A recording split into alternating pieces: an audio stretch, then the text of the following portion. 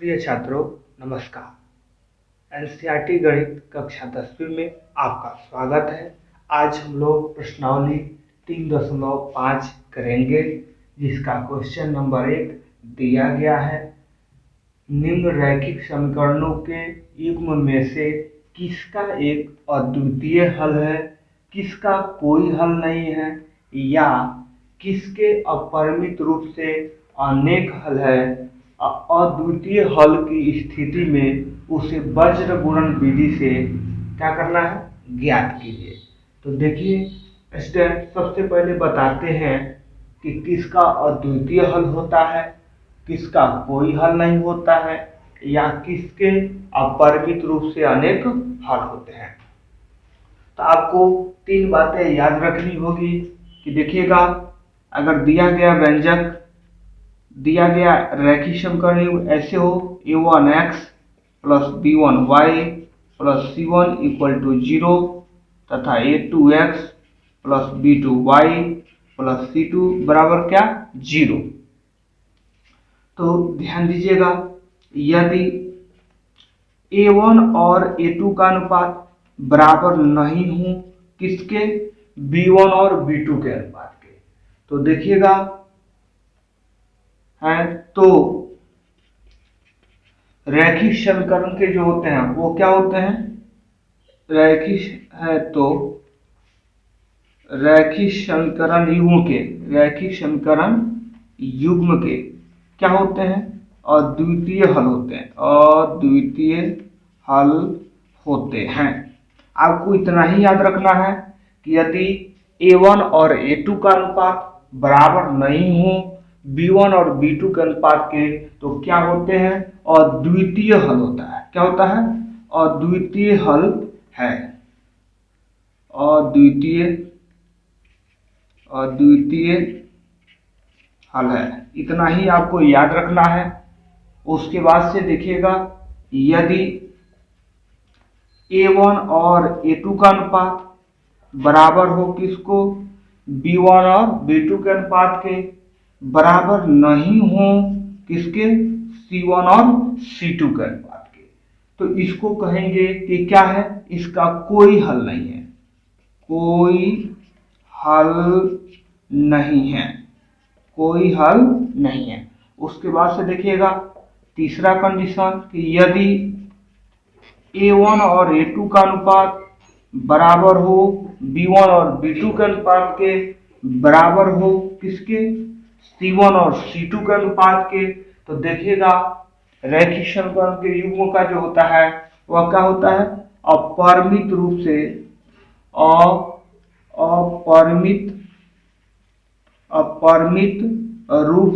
अपरिमित रूप से क्या होते हैं, अनेक हल है।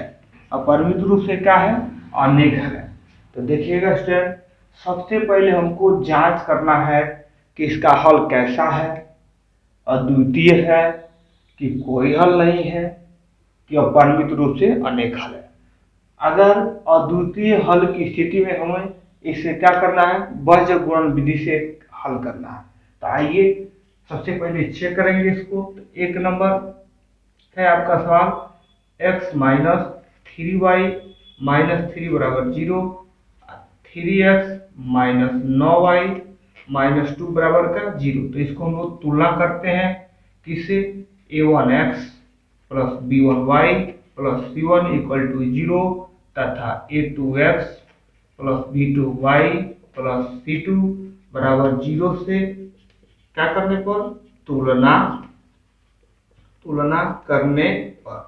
तो देखिएगा तुलना कीजिएगा तो यहाँ कुछ नहीं है, x देखिएगा यहाँ तो x का गुणांक a1 है, यहाँ x का गुणांक क्या है, a है, तो x को बराबर करेंगे तो ये a1 बराबर क्या हो जाएगा, 1। तो a1 का मान 1 हो जाएगा, b1 का मान क्या हो जाएगा, -3 हो जाएगा, और आपका c1 का मान क्या हो जाएगा, -3 हो जाएगा। इसी प्रकार दूसरे समीकरण को तुलना करते हैं तो a2 बराबर क्या, 3, b2 बराबर क्या, -9, और c2 बराबर क्या आपका हो जाएगा, -2 हो जाएगा। तो नाउ अब क्या कर लेते हैं, इसका अनुपात निकाल लेते हैं। तो a1 अनुपात a2, तो देखिएगा a1 का मान 1 है, a2 का अनुपात क्या है, 3 है।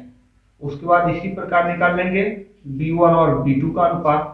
तो देखिए B1 का मान जो है -3 है और B2 का मान क्या है -9 है। तो देखिए माइनस माइनस का हो जाएगा प्लस, देखिएगा 3 एकम 3, 3 3 का 9, तो 1 बटा का हो गया 3 हो गया। इसी प्रकार हम लोग क्या करते हैं C1 और C2 का अनुपात निकाल लेते हैं। तो देखिएगा C1 का मान कितना है -3 और C2 का मान क्या है -2। तो देखिएगा C1 और C2 का अनुपात क्या हो गया 3:2 हो गया।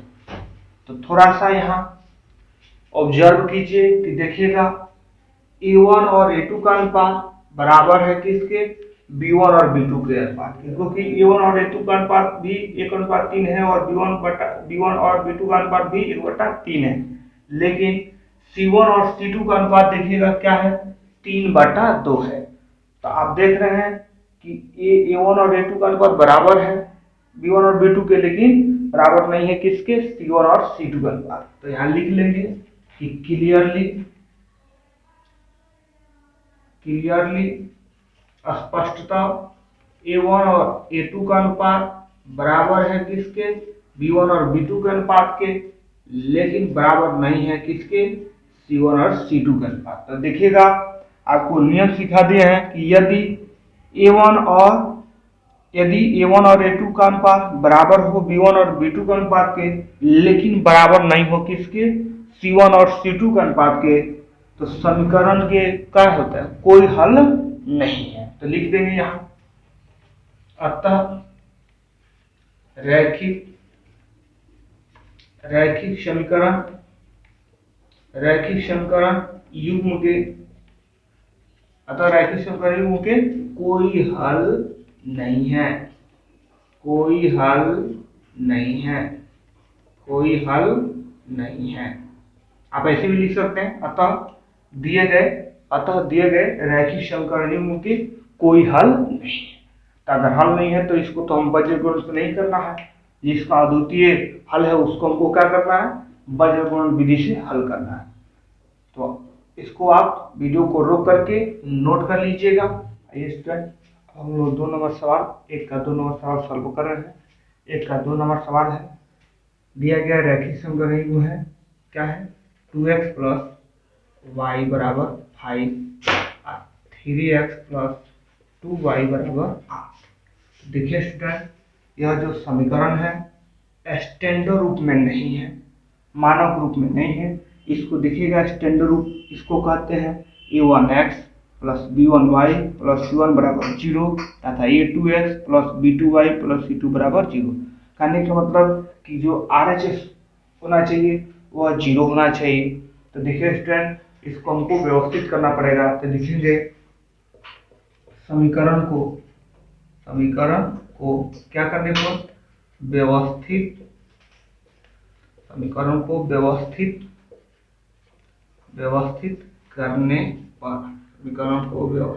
करने पर तो देखिएगा 2x + y माइनस का हो जाएगा 5 = 0। उसके बाद से 3x + 2y - 8 = 0। अब इसको हम स्टैंडर्ड जो हमारा समीकरण है इससे तुलना कर लेते हैं। तो a1x + b1y + c1 = 0 तथा a2x + b2y + c2 = 0 से क्या करने पर तुलना करने पर। तो देखिएगा तुलना करते हैं तो a1 का मान क्या हो जाएगा a1 का मान हो जाएगा आपका 2, b1 का मान 1, c1 का मान क्या हो जाएगा -5 हो जाएगा, a2 का मान क्या हो जाएगा 3, b2 का मान 2 और c2 का मान क्या हो जाएगा -8 हो जाएगा। तो आइए इसका सबसे पहले अनुपात निकालते हैं। तो नाउ a1 अनुपात a2, तो देखिएगा a1 का मान 2 है अनुपात a2 का मान 3 है। इसी प्रकार b1 अनुपात b2, तो b1 का मान 1 है b2 का मान 2 है, तो 1:2 हो जाएगा। c1 अनुपात c2, तो c1 का मान -5 है, c2 का मान -8 है, तो ये माइनस माइनस प्लस हो जाएगा, कैंसिल हो जाएगा, तो ये 5/8 हो गया।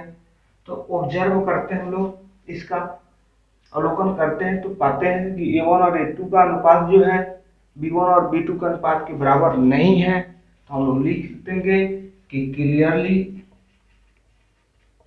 क्लियरली A1 अनुपात A2 बराबर नहीं है B1 और B2 के अनुपात के। तो देखिएगा, हम जानते हैं कि यदि A1 और A2 का अनुपात बराबर नहीं हो B1 और B2 के अनुपात के, तो रैखिक समीकरण के क्या होते हैं, अद्वितीय हल होते हैं। क्या लिख लेंगे, अतः दिए गए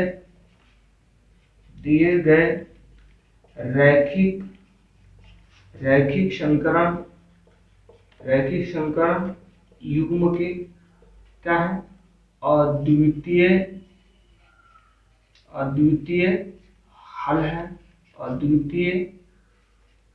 हल है। तो ध्यान दीजिए, अगर अद्वितीय हल है तो अद्वितीय हल की स्थिति में इस हमको क्या करना है, वज्र गुणन विधि से क्या करना है, हल करना है। तो आइए अब हम लोग वज्र गुणन विधि से हल करते हैं। तो देखिएगा, वज्र गुणन विधि से कैसे हल करते हैं इसको पहले आपको बताते हैं। तो यहाँ देखिएगा, इस प्रकार का समीकरण से हम क्या करते हैं, सबसे पहले लिखते हैं, देखिएगा, यह भात चोखा अचार और फिर से का भात, ये हम लोग इसको ट्रिक से याद कर लिए हैं। ये भात कहने का मतलब क्या होता है, y का गुणांक होता है। चोखा कहने का मतलब क्या होता है, अचर पद होता है। अचार कहने का मतलब क्या होता है, x का गुणांक होता है। उसके बाद फिर से भात माने y का गुणांक। तो देखिएगा, समीकरण 2 होता है, मतलब 1 2 होता है। तो इसको पहले समीकरण को हम क्या करते हैं, सफिक्स लगा लेंगे, B1 C1 A1 B1। इसी प्रकार दूसरे समीकरण को भी वैसे लिखते हैं, भात चोखा अचार और फिर से का भात। इसको B2 C2 A2 B2 लिख लेंगे। इसको हम लोग क्रॉस मल्टीप्लाइकेशन कर देते हैं, यहाँ लिख लेते हैं x, यहाँ y और यहाँ क्या 1। तो यहाँ x इसे B1 से C2 में गुणा कीजिएगा, तो ये हो जाएगा आपका B1 इंटू C2 माइनस, और B2 से C1 में, तो B2 इंटू C1 बराबर में y बटा, अब देखिएगा C1 और A2 से, तो ये क्या हो जाएगा C1 इंटू A2 माइनस, अब C2 से A1 में, तो C2 इंटू A1 बराबर ये 1 बटा, अब A1 से B2 में, तो A1 इंटू B2 माइनस, अब ये 2 इंटू का हो जाएगा B1। तो इसी प्रकार यहाँ भी हम क्या करेंगे कि लिख लेंगे वैसे ही भात चोखा। तो देखिएगा, भात करने का मतलब ये क्या हो जाएगा, B1 का गुणांक मतलब B का गुणांक। तो ये समीकरण को भात चोखा मतलब क्या, अचर पद -5, तो भात चोखा अचार माने का 2, फिर से का भात। तो अब समीकरण 2 से भी लिख लीजिए, भात माने 2, चोखा माने का -8, अचार मतलब का 3 और फिर से भात माने 2। इसको हम लोग क्या कर लेंगे, तिरछा से क्रॉस मल्टीप्लाइकेशन कर लेते हैं। यहाँ x लिख लेंगे, यहाँ y और यहाँ क्या 1 लिख लेते हैं। तो देखिए, इसको यहाँ लिख लेंगे x। अब देखिए, x से -8 में गुणा करेंगे तो क्या हो जाएगा -8, और सूत्र से क्या होता है, माइनस होता है।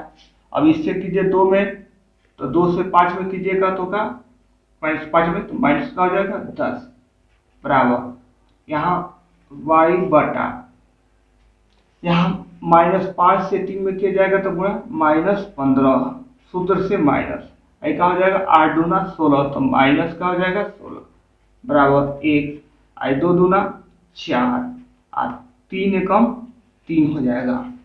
तो इसको थोड़ा सा और हम लोग सॉल्व कर लेते हैं। तो x तो ये -8 माइनस माइनस का हो जाएगा +10, ये y -15 माइनस माइनस का हो जाएगा +16 अब बराबर 1/4 में से 3 गया तो 1। तो इसको थोड़ा सा और सॉल्व कर देते हैं। x 10 में से 8 गया तो 2, 16 में से 15 गया 1 बराबर 1/1। तो देखिएगा ए सिचुएशन फर्स्ट हुआ, ए सेकेंड, आई का थर्ड। तो अब हम क्या करते हैं कि फ्रॉम फर्स्ट एंड थर्ड से वी के हम लोग फर्स्ट और थर्ड को बराबर कर देंगे तो वी गेट देखिएगा तो x/2 बराबर 1/1। तो इसको क्रॉस मल्टीप्लाइकेशन कर देंगे तो देखिएगा x से 1 में पूरा करेंगे तो x और 2 से 1 में पूरा करेंगे तो क्या हो गया 2, x बराबर 2। अब हम लोग क्या करते हैं कि अब हम लोग चलेंगे from third and second and third से वी गेट। हम लोग अब सेकेंड और थर्ड को क्या करते हैं बराबर करते हैं तो यहाँ y/1 बराबर 1/1। इसको अब क्रॉस मल्टीप्लाइकेशन कर दीजिए तो y में 1 से गुणा कीजिएगा तो y और 1 से 1 में करेंगे तो 1। तो देखिएगा हमको क्या करना था, हल ज्ञात करना था। तो ये देखिएगा x बराबर अतः x बराबर 2 और y बराबर का 1। ये क्या है समीकरण निकाय के क्या है हल है। तो इसको वीडियो को रोक करके क्वेश्चन 1 का 2 को आप नोट कर लीजिए। हम लोग क्वेश्चन नंबर 3 को बना रहे हैं। तो आइए 3 नंबर क्वेश्चन कह रहा है, देखिए दिया गया रैखिक समीकरण यू है या दिया गया रैखिक समीकरण निकाय है या दिया गया समीकरण क्या है तो 3x माइनस 5y बराबर 20 आए 6x माइनस 10y बराबर क्या है 40 है। तो देखिएगा इसको क्या लिखेंगे कि समीकरण को क्या करने पर व्यवस्थित करने पर समीकरण को व्यवस्थित करने पर तो व्यवस्थित करेंगे तो क्या हो जाएगा 3x माइनस 5y माइनस 20 बराबर 0 आइए 6x minus 10y minus 40 equal to 0। अब इसको हम लोग क्या करेंगे स्टैंडर्ड जो इक्वेशन होता है, मानक जो समीकरण होता है रैखिक समीकरण का, उससे तुलना करते हैं। तो ये हो जाएगा हमारा a1x plus b1y plus c1 बराबर 0 तथा a2x plus b2y plus c2 बराबर 0 से क्या करने पर तुलना करते हैं। तो देखिएगा a1 का मान क्या हो जाएगा हमारा 3, b1 का मान क्या हो जाएगा -5 और c1 का मान क्या हो जाएगा -20 हो जाएगा। उसके बाद से देखिए a2 का मान तो 6 हो जाएगा ये। उसके बाद से b2 का मान तो -10 हो जाएगा, c2 का मान हो जाएगा आपका -40। अब क्या करते हैं इसका नाम अनुपात निकाल देते हैं तो a1 अनुपात a2। तो देखिएगा a1 का मान 3 है अनुपात a2 का मान 6 है तो ये 3 एकम 3 3 दूना 6। a1 और a2 का अनुपात जो हो गया वो क्या हो गया 1:2 हो गया। b1 और b2 का अनुपात तो b1 का मान देखिए -5 है, b2 का मान क्या है -10 तो माइनस माइनस प्लस हो जाएगा 5 एकम 5 5 दूना 10। तो b1 और b2 का जो मान हुआ वह क्या हो गया 1:2। इसी प्रकार c1 और c2 का अनुपात निकाल लेते हैं तो c1 का मान देखिए -20 है और c2 का मान -40 है। तो माइनस माइनस प्लस देखिए 20 एकम 20 20 दूना 40। तो ये क्या हो गया c1 और c2 का अनुपात जो होगा 1:2 हो गया मान। तो आप क्लियरली देख रहे हैं, स्पष्टतः आप देख रहे हैं कि तीनों का अनुपात क्या है बराबर है। तो क्या लिख लेंगे क्लियरली स्पष्टतः a1 अनुपात a2 बराबर है किसके, B1 और B2 के अनुपात के, बराबर है क्या, C1 और C2 के अनुपात के। तो आप जानते हैं कि अगर तीनों का अनुपात बराबर हो जाता है तो उसका जो हल होता है वह क्या होता है, अपरिमित रूप से अनेक हल होते हैं। तो यहाँ लिख सकते हैं कि अतः दिए गए रैखिक समीकरण युग्म के क्या है, अपरिमित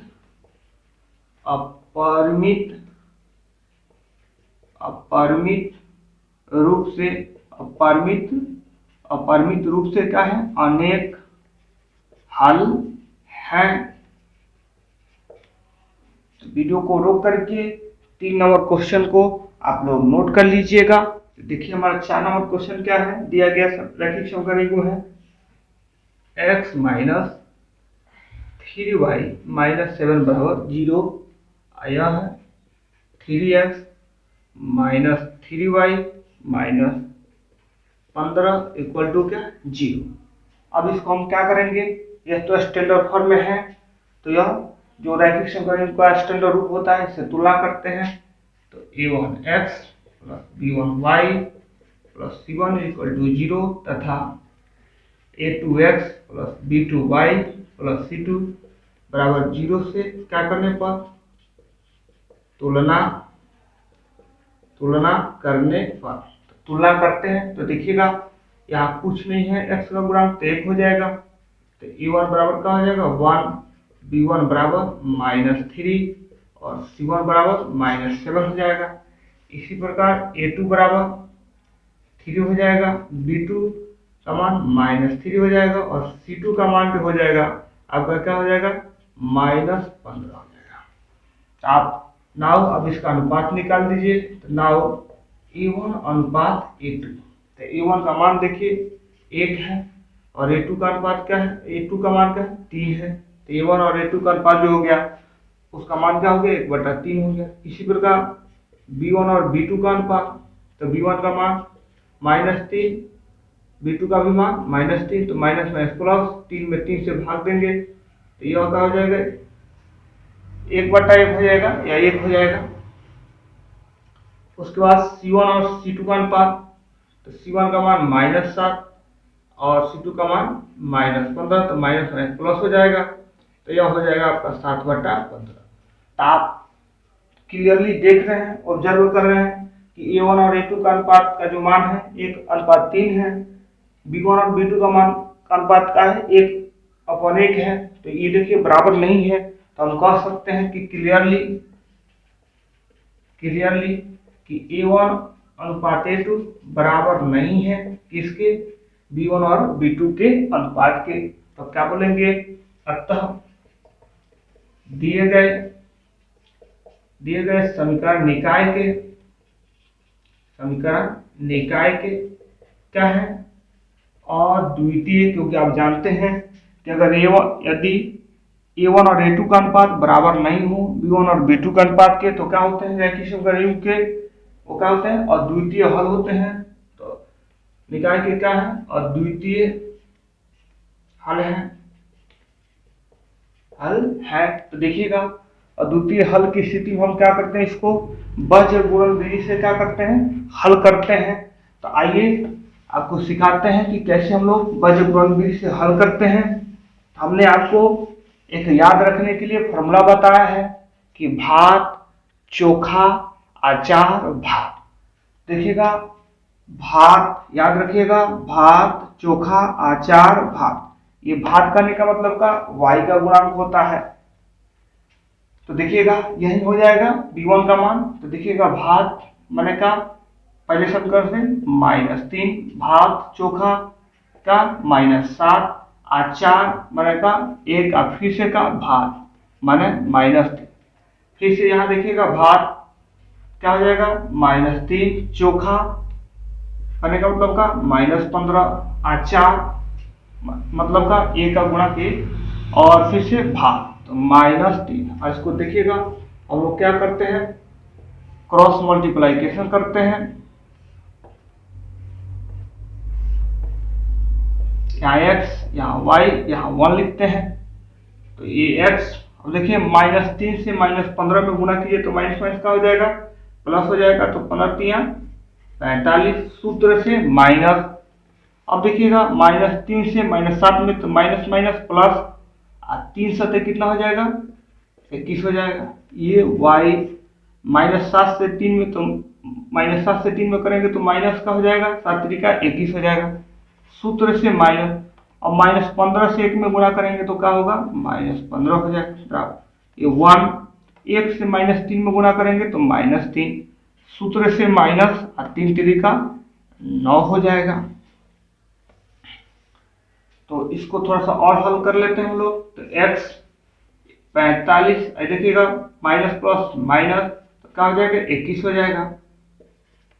ये -21 माइनस माइनस का हो जाएगा +15, यह 1/-3 माइनस माइनस का हो जाएगा +9 हो जाएगा। अब हम लोग क्या करते हैं कि 45 में से 21 को घटा देंगे तो 5 में से 1 गया 4, और यहाँ आपका 4 में से 2 गया तो क्या 2। ये y/15 में से 21 जाएगा तो 21 में से 15 को घटा लेते हैं तो 1 में से 5 नहीं जाएगा तो 1 हासिल 11। तो 11 में से 5 गया तो 6 5 11 6 हो जाएगा। तो ये -6 हो जाएगा। ये 6 में से 3 गए, 9 में से 3 गए तो 6। तो देखिएगा इसको सिचुएशन फर्स्ट मानते हैं, इसको सिचुएशन सेकेंड, इसको सिचुएशन थर्ड। तो अब किसे फ्रॉम फर्स्ट एंड थर्ड से वी गेट। तो देखिएगा फर्स्ट हमारा क्या है x/24 है, 24 है। यह क्या है थर्ड है 1/6। तो अब इसको क्या कर लेंगे क्रॉस मल्टीप्लाइकेशन कर लेते हैं तो क्या हो जाएगा 6x बराबर यह 24 हो जाएगा। इसका तीसरा गुणा करेंगे x बराबर का हो जाएगा 24/6। तो 6 चौक 24, तो x का मान क्या हो गया 4 हो गया। अब हम एक फ्रॉम सेकेंड एंड थर्ड से वी गेट। तो देखिएगा सेकेंड क्या है y/-6 है, और थर्ड क्या है 1/6 है। तो अब इसको क्रॉस मल्टीप्लाइकेशन कर देते हैं तो ये 6y बराबर -6, तो y बराबर -6/6। तो देखिएगा 6 में 6 से भाग देंगे तो 1 हो जाएगा, तो y बराबर का -1। तो अतः बोल सकते हैं कि x बराबर 4, y बराबर -1। यह क्या है, यह समीकरण निकाय के क्या है हल है। तो आशा करते हैं कि आपको प्रश्नावली 3.5 का 1 नंबर सवाल आपको समझ में आया हो।